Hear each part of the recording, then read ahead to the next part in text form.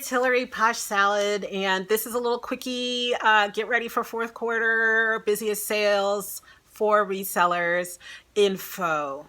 Well, not really so much info, but just a one reminder thing that the most important thing to do is to make sure you have all of your supplies on hand.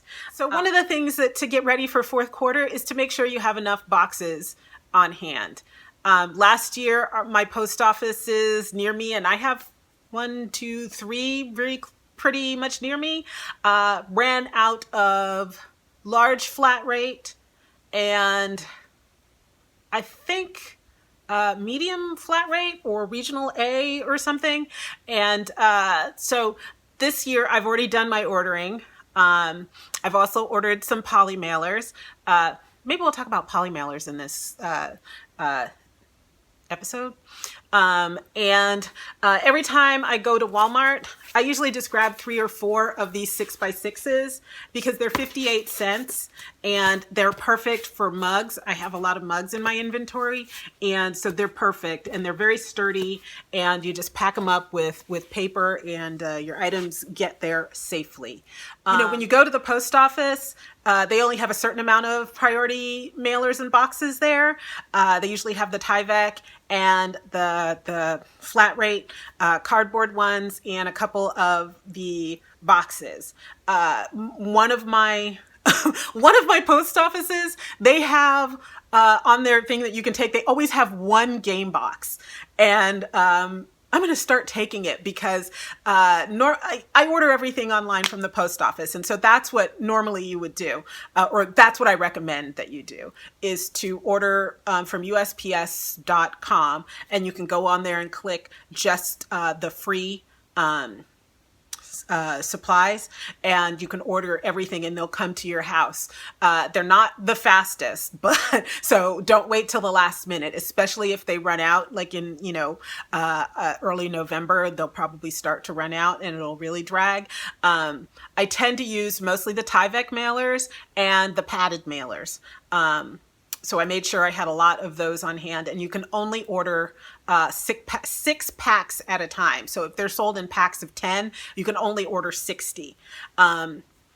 So I ordered those, and if I need more, this is October, so in a couple of weeks, I'll probably order some more. I can't believe how fast I went through the last pack because I think I ordered 5 of the padded mailers, and I think now I only have probably about 12 left, and I have run out of Tyvek mailers consistently. Boxes. Also, you want to let your friends and family know that you're going to need boxes. So if they get shipments in from Amazon, just have them save the boxes. One of my trivia friends just gave me a bunch of boxes the other day, and I was so thankful. And then it turned out the next day I had a big puffy coat to mail out, and I had either a big giant box or a small, because they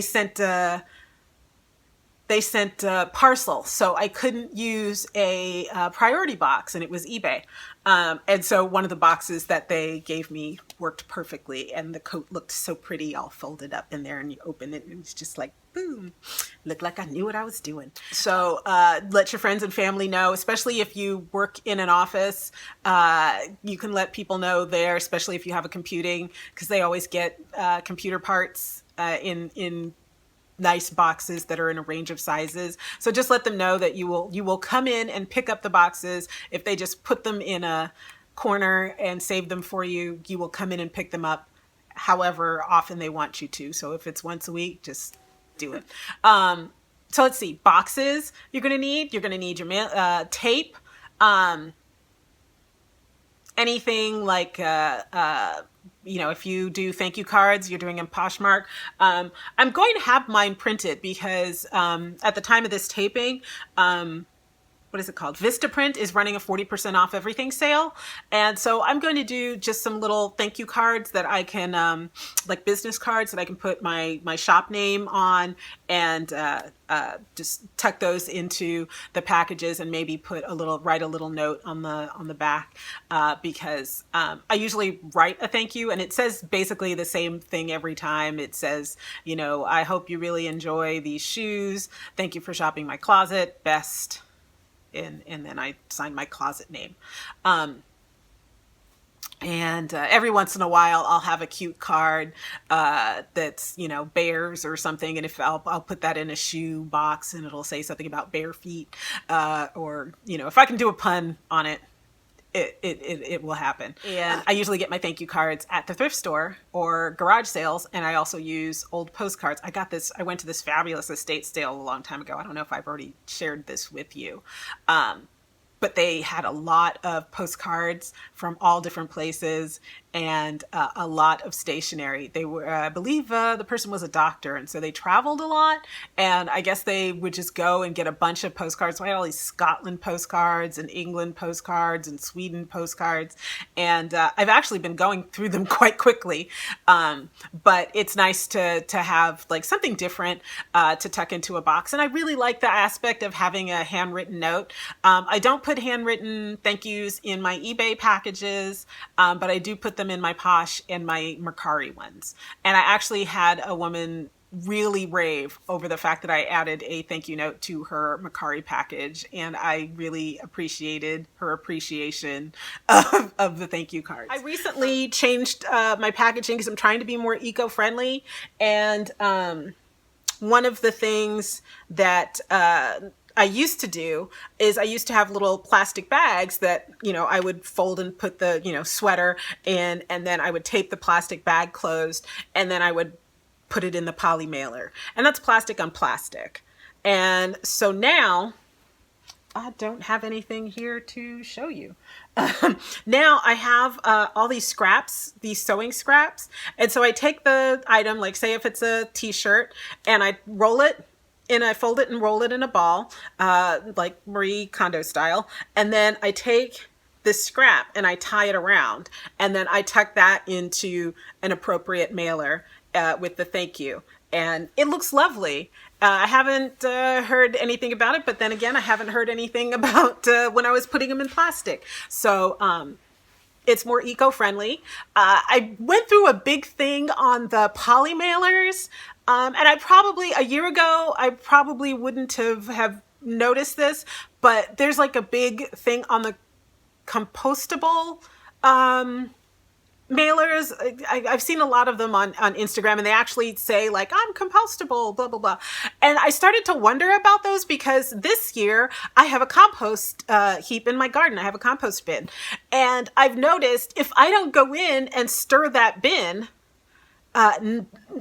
it doesn't break down. And also, if you don't have a compost heap where that mailer will break down, what happens to it in the trash? I don't know, what are they, in the dump? What happens to it in the dump? Because I can't imagine that they go and aerate, you know, the heaps of trash. I mean, they move it to make more room, I guess, but do they really aerate it? Is it going to, and it's not going to break down because compost items, compostable items need to be aerated and turned or whatever, or need vermiculture, worms in there to move it around. And I've noticed, like, I put in my compost heap, what did I put in? I think strawberries and, you know, just the hulls. And I was turning it the other day, and there was an area where it was sort of covered, but it was covered by dry grass clippings. And so it wasn't really part of the compost. And it had probably been in there like a week. And I went to turn it, and there were still strawberry hulls looking hale and hearty. I think they even had the red bit on them. So yeah, I'm not to say that I know what happens to the compostable mailers, but now I'm curious. So I ended up getting ones that said biodegradable. This is such a conundrum. It's like you want to like send your stuff out, and you don't want to like have stuff that's clogging up the earth for another 1,000 years. But you also don't want to spend, you know, $1 a mailer. So I did find these ones that they say they break down in like 6 months or something. And that's probably the ideal. But they were a lot of money. And that's eating into my profit. So the ones I got on Amazon, and they say they're biodegradable. I got 100 for $9.99.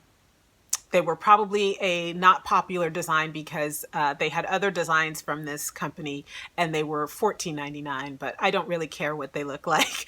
And I think I also got the ones that I think you can use them twice. So if you mail somebody an item, they can and they need to return it, they can actually use that same mailer to send it back to you, or they can reuse the mailer and send something to somebody else. And every once in a while, I don't do this regularly, I probably should, I'll look to see if especially when I'm selling on Poshmark or eBay, not so much Mercari, I'll look to see if the person buying is a seller, and I'll package their package appropriately so that they could possibly reuse the mailer. But to be honest, I only do that if I have a 1 or a 2 sale day. If I have 7 or 10, I don't. I just pack it up and ship it. But anyway, that is my little promo for getting ready for the holidays. Make sure you have all of your supplies before the rush gets here. So by the end of October, you should have everything squared away. And look at your numbers from last year if you were selling last year, or look at your highest selling months and how many items you have in your closet, and try to gauge exactly how many boxes and things that you need. And I recommend, if you sell, especially if you sell a lot on Poshmark, make sure you have a lot of different size boxes.